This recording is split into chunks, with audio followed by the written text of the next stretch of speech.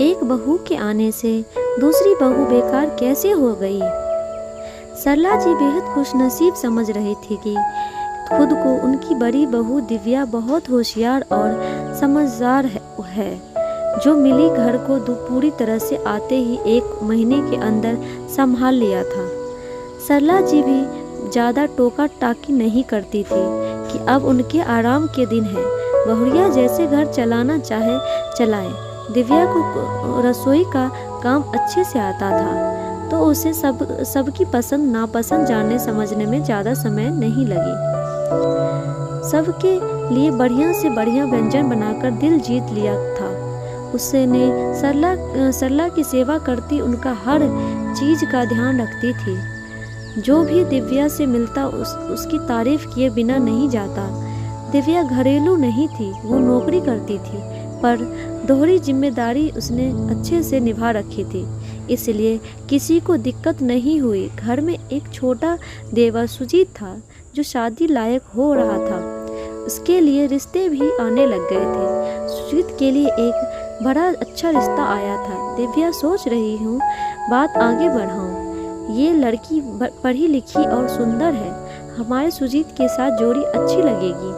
लड़की तो अच्छी है माँ जी, एक बार सुजीत भैया से भी पूछ लीजिए, उनकी मर्जी क्या है। अरे लड़की मैं पसंद करूँगी, उसे क्या तजुर्बा इन सब में। अब तुझे ही तो मैंने ही एक नज़र में पसंद कर लिया था, अब तू देख मेरी कितनी परखी नज़र है।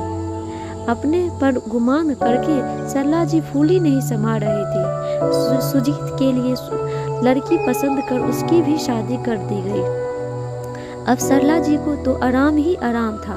घर में 2 बहुएं सबको संभाल के लिए उनकी छोटी बहू वेदिका घरेलू सी थी, इसलिए उसने नौकरी ना करके घर को संभाले रखने का काम किया। दिव्या सुबह का नाश्ता ना करके दिन की थोड़ी सी तैयारी करके निकल जाती और वेदिका दिन भर रहती तो सबकी नज़र में बनी रहती।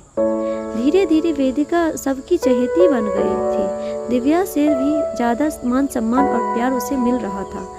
दिव्या जल्दी में जो काम करके जाती उससे कुछ ना कुछ कमी रह जाती। दिव्या सोचती कि वेदिका है वो बाकी के काम देख लेगी, अब 2 बहुएं हैं तो काम बट रही चलना होगा।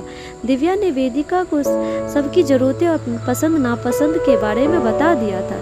दिव्या तो देवरानी की छोटी बहन के रूप में देखती थी। कुछ महीनों के बाद रविवार का दिन था। दिव्या रात में ऑफिस के काम से देर से आई थी, इसलिए जल्दी नहीं उठ पाई। ये सोचकर वेदिका संभाल लेगी, फिर दिन का खाना वो देख लेगी सबका, तो वो थोड़ी देर और लेट गई और सरला जी तो बखेरा खड़ा कर दिया।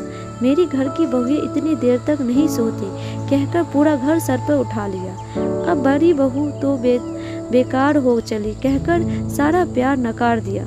माँ जी यह बात जानकर मुझे बहुत दुख हुआ कि इतने सालों में मैंने जो दोहरी जिम्मेदारी निभाई वो एक पल में सब बेकार हो गई। मैंने घर में बाहर दोनों जिम्मेदारियों को बराबर का हक देकर पूरी शिद्दत से सेवा किया, सबकी ज़रूरत का ध्यान रखा। आर्थिक स्थिति थी खराब, उसको देखते हुए मैंने नौकरी करने का फैसला लिया था। आज हम प्रसन्न हैं तो छोटी बहू को नौकरी कराने की ज़रूरत नहीं है, पर आज मेरी मेहनत और संघर्ष सब बेकार हो गया। एक बहू आ जाने से दूसरी बहू का क्या हुआ, काम सब बेकार हो गया।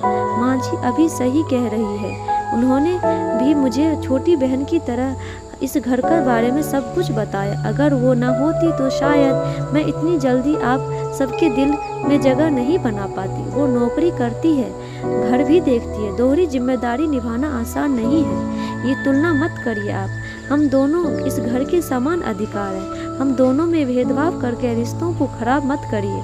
वो घर की बड़ी बहू है, मुझसे उनसे हमेशा कुछ न कुछ सीखने को मिला है। सरला जी ऐसी बहू पाकर बेहद खुश थी कि ऐसी तालमेल मिलाकर चलने वाली बहुएं बहुत मुश्किल से मिलती है। इस नज़र से वो दोनों बहुओं में तुलना कर रही थी। वो गलत थी, उन्हें अपनी गलती समझ आ गई थी। अब दोनों बहुएं खुशी खुशी अपनी जिम्मेदारियां मिल बांट कर निभा रही थी। दोस्तों हमारी ये कहानी कैसी लगी कमेंट बॉक्स में ज़रूर बताइए और लाइक शेयर सब्सक्राइब ज़रूर कीजिएगा। Thank you.